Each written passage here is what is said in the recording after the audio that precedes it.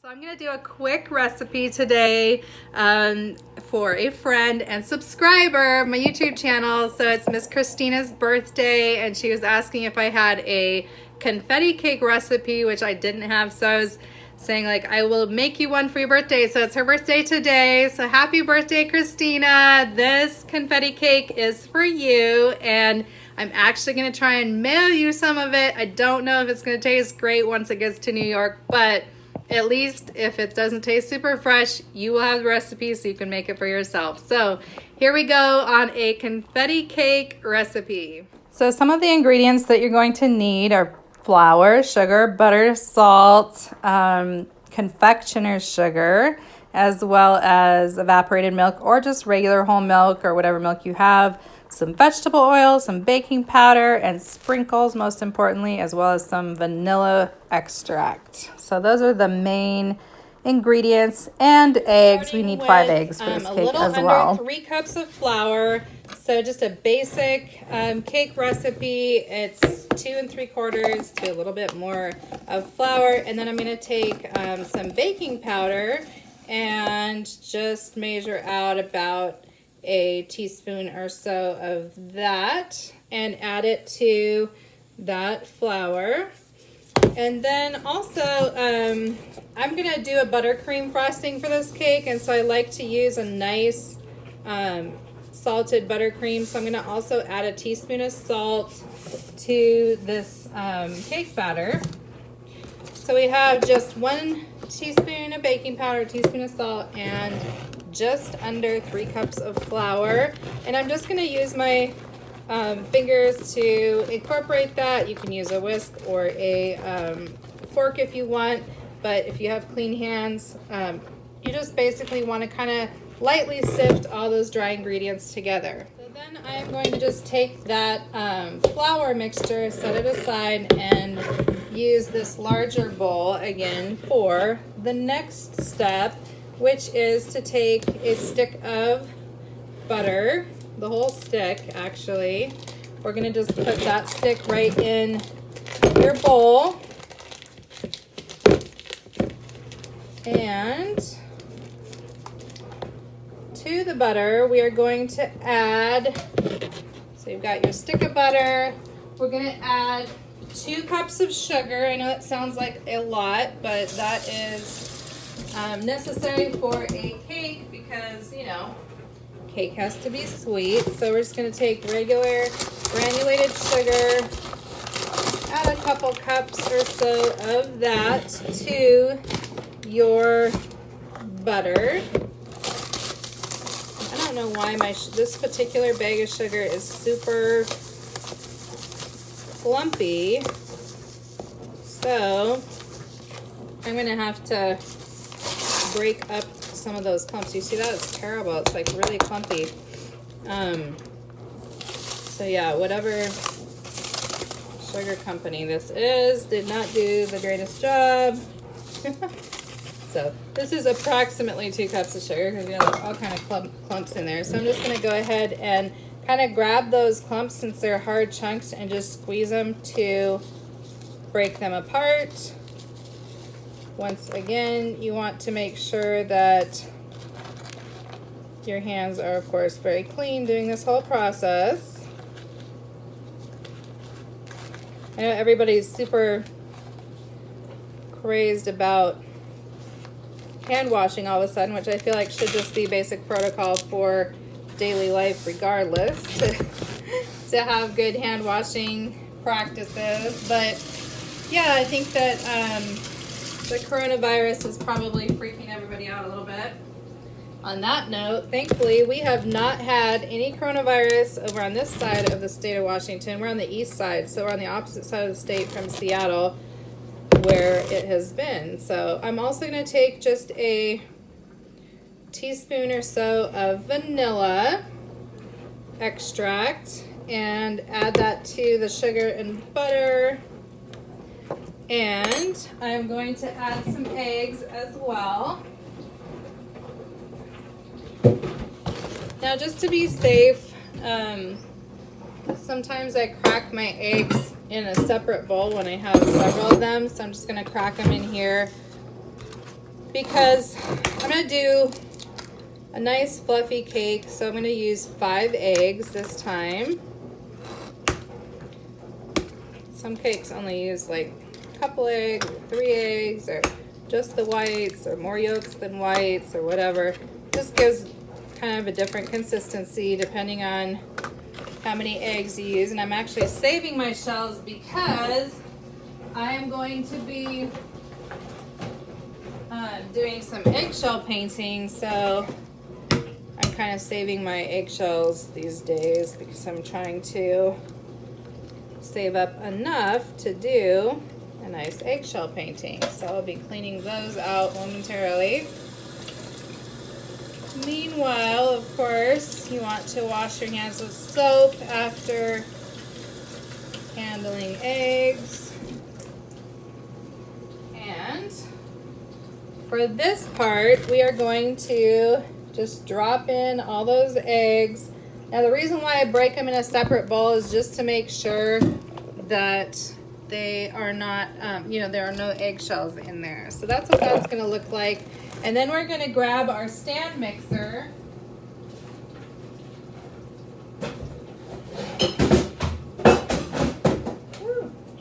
And we are going to,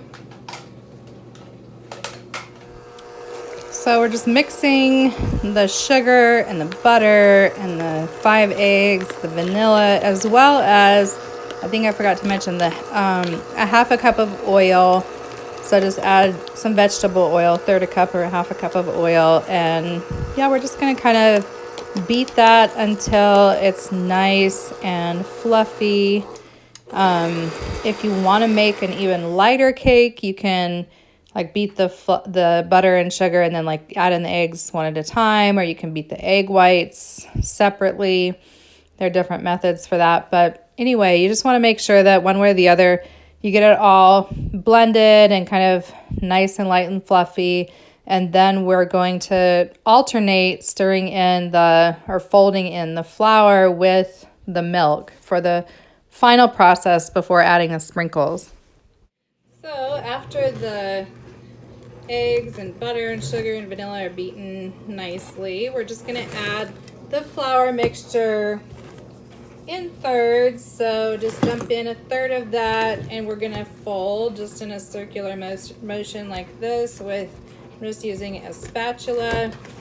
Just want to fold it in and not beat in the flour, because this is kind of a light and fluffy cake as opposed to a dense cake like, a roll-up cake or whatever, like fruit cake or pound cake or anything like that, like a sponge cake. This is more of just a light and fluffy cake. So after you fold in 1/3 of the flour mixture, so you're going to start to add your milk. So you've got about a cup of milk or so for this, and I don't have regular milk on hand, so I am kind of torn between using evaporated milk versus almond milk, and I think I'm going to go with the evaporated milk. So we're just going to take the evaporated milk and go ahead and open it up, and we're going to just use 1 cup of that. So eventually we'll add it all, but we're going to add a half at a time. So just put about a half a cup in, and we're just going to kind of like pour that over the batter. And once again, we're going to fold in this circular motion to get the milk in. And folding, basically you're just turning the batter like this. You're just moving the spatula like that in increments, because you don't really want the fluffiness of the nice egg and sugar mixture to go down and go flat. So add another 1/3 of the flour. Go ahead and fold that in. Then we're gonna add the rest of that milk and then the final third of the flour. And then go ahead and get your sprinkles ready for the final touch.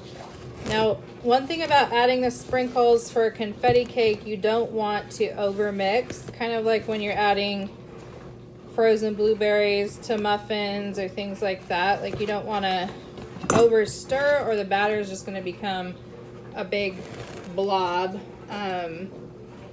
of color. So you don't want to like mix the colors in there. You want the colors to keep their rainbow effect. So here I'm just pouring the other half a cup or so of that milk in. So you want the colors to remain separate in their little sprinkles.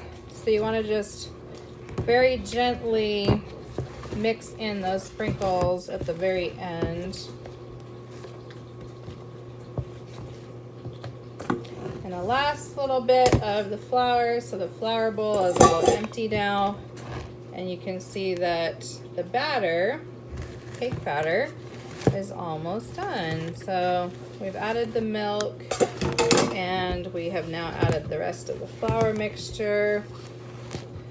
Now you want to preheat your oven to just a regular 350, which is what most conventional ovens turn on to as the default setting. So 350, preheat, and then you want to prepare your cake pans in advance too. What I do, I don't have matching cake pans. I'm doing 2-layer cake, so you can do 3-layer, you can do however many layers you want. However, you want to make sure that your cake pans match in width, and if they don't match in height, then you can just pour them, you know, in equal amounts. So these are my 2 cake pans. They obviously do not match in height. They're different kinds of pans, but they do match in circumference. They're both the same size that way. So what I did is I greased the bottom of the pan and then lined it with wax paper, and then greased the wax paper and floured it, just shook around some flour so that it's nice and,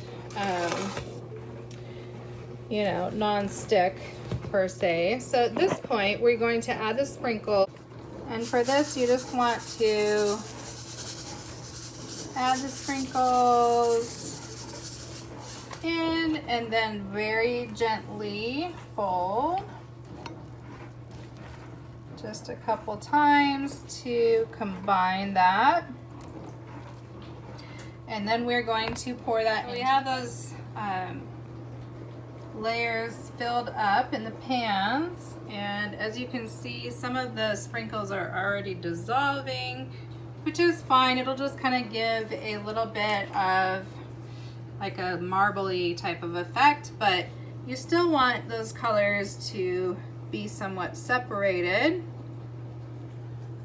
so that when your cake bakes, you actually have batter that's separated from those rainbow colors. So what we're going to do now is go ahead and pop these pans in the oven at 350. So for the frosting, we're going to take 3 sticks of butter. This is just a buttercream, so you're going to obviously need a lot of butter to go with it. And in addition to the butter, now if you're using unsalted butter, you're going to need to just add a little bit of salt, but if you're using salted butter, you're good to go. So in addition to the butter, we're going to also use a little bit of milk and some powdered sugar and some vanilla as well. So you get that ready to go, and you just want to make sure that you clean your beaters off from the cake batter if you're going to use the same beaters. Now you don't have to actually dry them because it's not like you're beating egg whites or something super sensitive, so you're good to go to just put those right back on. And we're going to beat the butter.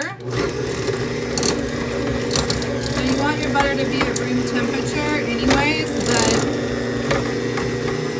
yeah, you just want to make sure that you get it nice and like light and fluffy.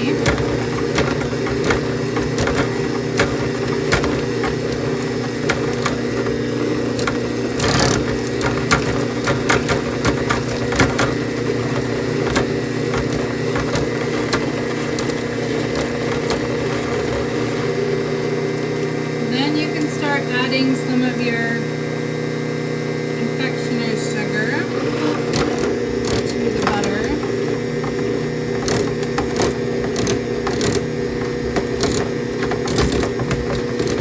Kind of like the cake, I like to add a little bit of the dry and then a little bit of the wet.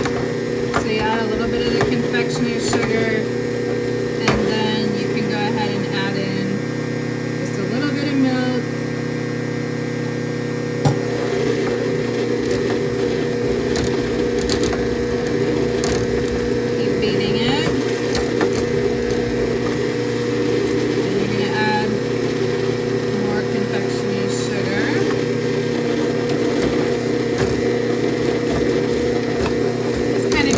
Back and forth. Buttercream is pretty easy to make. As long as you don't have cold butter, that would be hard. So if you did not remember to take your butter out, then make sure that you actually just microwave it or something to just warm it up slightly. Don't like melt it all the way, but just get it room temperature.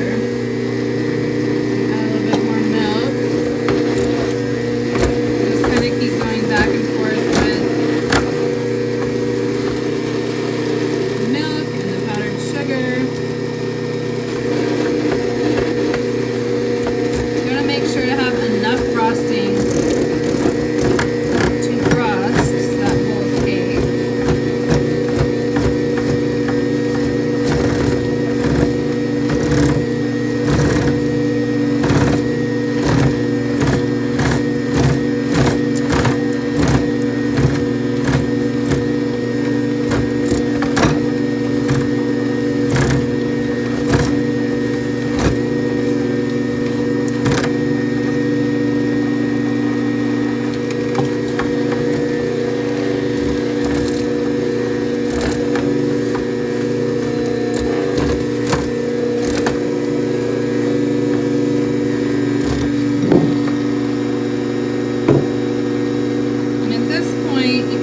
Go ahead and add your vanilla. I like to add a nice amount of vanilla. Now if you have clear vanilla, that's really nice for frosting because it doesn't discolor the frosting at all, but you know, if you don't mind a sort of creamy colored frosting, then regular vanilla works well. You can see that this is getting really nice and fluffy. A little bit hard to show. So this is the finished frosting, and it should be super delicious. So you can see that it's nice and light and fluffy, but still at the same time will be nice and spreadable. Feel free to sample your frosting. So that's one of the fun things about cooking, right? You get to taste everything as the cook. So yeah, that frosting is done. And the cakes are actually done as well. So took those out of the oven and took the wax paper off and just turned them upside down on a cooling rack. So my cakes are done and also cooled, and a little bit of moisture condensation just from the steam of of them cooling. So what I'm going to do is take, you can see they have some nice lines in the top of them. What I'm going to do is just cut out, I'm going to make some mini cakes. I just kind of changed my mind about my process here. So what I'm going to do is actually just cut out some little mini cakes out of these bigger cakes. And then you can use the remaining pieces of the cake to actually make cake pops, which I've actually never made cake pops before. But you can see that these cakes are just so fun with the little confetti sprinkles in them. So I'm just gonna kind of set this to the side in a bowl, the scraps, and then these are the little pieces. I'm gonna do the same thing with the other one. Now what I'm gonna do is take a plate, and we're gonna make kind of like a little cute mini birthday cake just on the plate. So what you're gonna need is a butter knife, and we've got our frosting. So we're just gonna frost and stack these cakes.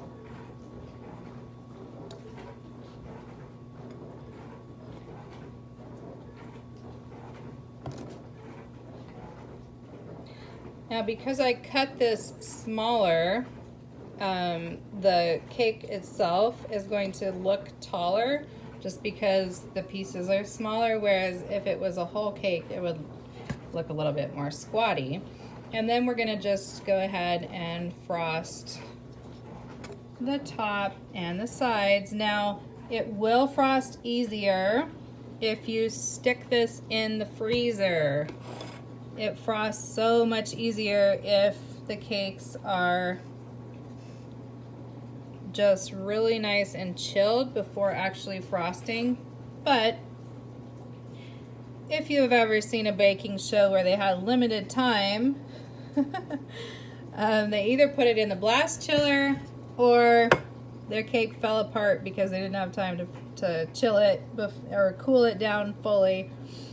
So these cakes are cooled to the point of room temperature, but they're not really chilled, which is why they're sliding around a little bit. But we're still gonna be able to get this done. Got to get it done before I go pick up Langston. So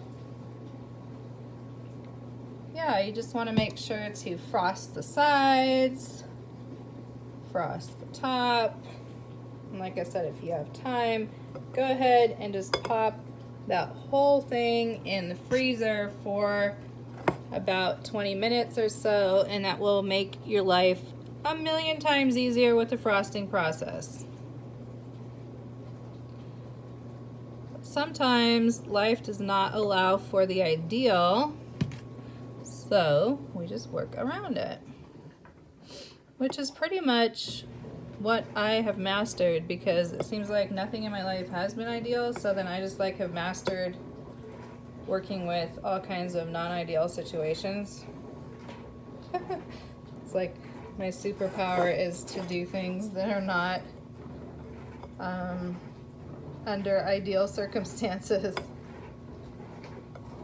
I've never had ideal cookware, pots, pans, tools, gadgets, but I don't let that stop me from cooking, obviously. So once again, if you're able to chill this when you're frosting around, like you can get a nice, even line all the way around. If you're not able to chill it, just do the best that you can as far as making that smooth. And then, of course, for the final part, this buttercream is so good. I mean, buttercream in general is good, but like fresh homemade buttercream is so much better. Like, please stop eating the frosting from the store. It's just not okay. It's not even real food. I feel like it tastes just like, it just does not taste like real food. Especially if you taste homemade good buttercream frosting, like you're just not gonna want to eat frosting at the store again. So once your little mini cake is nice and frosted on the sides and the top. If you have a fancy like frosting bag and tips and things like that, you can of course go crazy with it. But if not, just finish off your confetti cake with your sprinkles. And that is how you make a cute and fun confetti cake. Now you can jazz this up with, you can get little mini plastic balloons, little picks that you can stick in there, put the candles. You could also get, I really like these sparkler candles because I think they're super cool. You can put those in there. Let me see, I've got another one here. You can get sparkler candles. You can also get some wrapping paper ribbon and just pull it with the scissors and curl it and do some fun stuff with that.